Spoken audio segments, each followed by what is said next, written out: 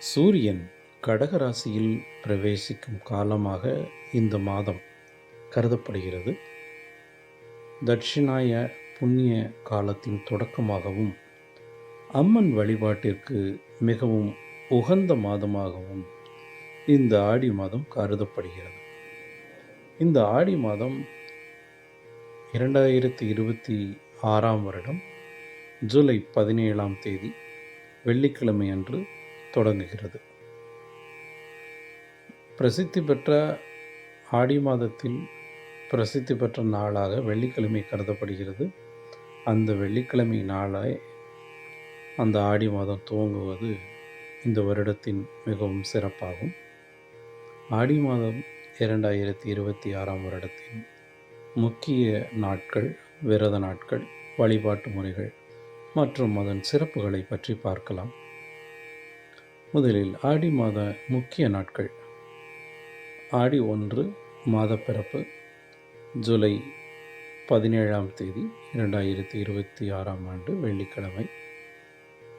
தட்சிணாயன புண்ணிய காலத்தின் தொடக்கம். ஆகஸ்ட் 3ஆம் தேதி ஆடி 18ஆம் பெருக்கு திங்கட்கிழமை வருகிறது. நதிகளை வழிபட்டு வளமும் செழிப்பும் வேண்டி கொண்டாடப்படும் ஒரு பண்டிகை நாள். ஆகஸ்ட் 12ஆம் தேதி 2026 புதன்கிழமை ஆடி அமாவாசை. முன்னோர்களுக்கு தர்ப்பணம் செய்து வழிபட வேண்டிய மிக முக்கிய நாள். ஆகஸ்ட் 14ஆம் நாள் வெள்ளிக்கிழமை ஆடி பூரம். ஸ்ரீ ஆண்டாள் நாச்சியாரின் அவதார திருநாளாக கருதப்படுகிறது.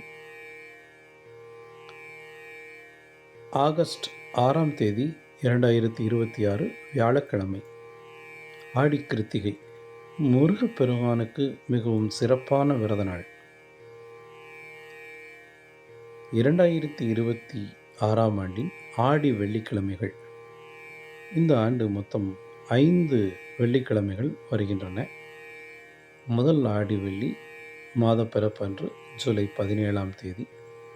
2ஆம் ஆடி வெள்ளி ஜூலை 24. 3ஆம் ஆடி வெள்ளி ஜூலை 31. 4ஆம் ஆடி வெள்ளி ஆகஸ்ட் 7ஆம் தேதி. 5ஆம் ஆடி வெள்ளி ஆகஸ்ட் 14, 2026. அது ஆடி பூரத்துடன் இணைந்து வருகிறது. ஆடி மாதத்தின் ஆன்மீக சிறப்புகள். ஆடி மாதத்தில் அம்மனின் அருள் உலகெங்கும் பரவி இருக்கும் என்று நமது முன்னோர்கள் மற்றும் நமது பாரம்பரிய நம்பிக்கையாகவும் கருதப்படுகிறது. எனவே இந்த மாதம் முழுவதும் சக்தி வழிபாடு செய்வது மிகவும் சிறப்பாக கருதப்படுகிறது. வீட்டில் அம்மன் வழிபாடு செய்யும் முறை. ஆடி வெள்ளிக்கிழமைகளில் அதிகாலை அல்லது மற்றும் மாலை நேரங்களில் காமாட்சி அம்மன் விளக்கு ஏற்றி அல்லது 5 முக குத்து விளக்கில் நெய் அல்லது நல்லெண்ணெய் ஊற்றி தீபம் ஏற்றலாம். அம்மன் அலங்காரம் செய்து மஞ்சள் குங்குமம் அணி வைத்து மல்லிகை, செவ்வரளி, பிற மணமிக்க மலர்களால் அலங்கரிக்கலாம். நெய்வேத்தியம் சர்க்கரை பொங்கல், பால் பாயாசம், பச்சரிசி மாவு, வெல்லம் கலந்து சுவாமிக்கு படைக்கலாம். ஆடி வெள்ளிக்கிழமை அன்று லலிதா சகஸ்ரநாமம், துர்க்கை அம்மன் போற்றிகள், அபிராமி அந்தாதி போன்றவற்றை பாராயணம் செய்து கற்பூரம் ஆராத்தி காட்டி வழிபாடு செய்யலாம். கோவில்களில் செய்ய வேண்டிய வழிபாடுகள் முறைகள். எலுமிச்ச பழ தீபம். ராகு காலத்தில் குறிப்பாக செவ்வாய் அல்லது வெள்ளிக்கிழமைகளில் துர்க்கை அம்மனுக்கு எலுமிச்ச பழ தீபம் ஏற்றி வழிபடுவது சிறப்பானதாக கருதப்படுகிறது. அபிஷேக பொருட்கள் நல்லெண்ணெய், மஞ்சள், பால், பன்னீர், இளநீர் போன்றவற்றை சமர்ப்பித்து அபிஷேகம் செய்வதற்கு ஏதுவாக இருக்கும். கோவிலை வலம் வருதல். கோவிலை ஒற்றைப்படைகளில் 3, 5, 9 அல்லது 11 என்ற முறைகளில் பிரகாரம் வலம் வந்து பிரார்த்தனை செய்யலாம். ஆடியில் செய்ய வேண்டிய சிறப்பு வழிபாடுகள். மிகவும் பிரசித்தி பெற்ற கூழ் வார்த்தல். அம்மனுக்கு கூழ் காய்ச்சி பக்தர்களுக்கும் ஏழைகளுக்கும் வழங்குவது புண்ணியமாக வழிபாடாக கருதப்படுகிறது. சுமங்கலி பூஜை. சுமங்கலி பெண்களுக்கு வெற்றிலை பாக்கு, மஞ்சள், குங்குமம், வளையல், பழம் போன்ற தாம்பூலங்களை வழங்கி அவர்களிடம் ஆசி பெறலாம். முளைப்பாரிய வேப்பிலை ஆடை.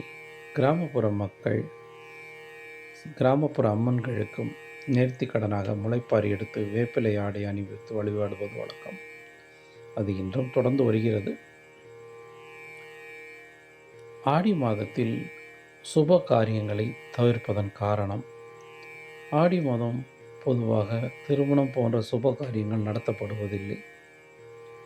ஆனால் இறை வழிபாடு, விரதம், தானம் மற்றும் அன்பு பரிமாற்றம், ஆன்மீக பயிற்சிகள், பக்தி வழிபாடுகளை தொடங்குவதற்கு மிக உகந்த காலமாக ஆடி மாதம் அமைகிறது. ஆடி மாதத்தில் மன தூய்மையுடன் அம்மனை வழிபட்டால் குடும்பத்தில் அமைதி, ஆரோக்கியம் மற்றும் இறையருள் பெருகும் என்று நம்பப்படுகிறது. அனைவரும் ஆடி மாதத்தில் அம்மனை வழிபட்டு சக்தி வழிபாடுகளை சிறப்புடன் செய்து உங்கள் ஆன்மீக பலத்தை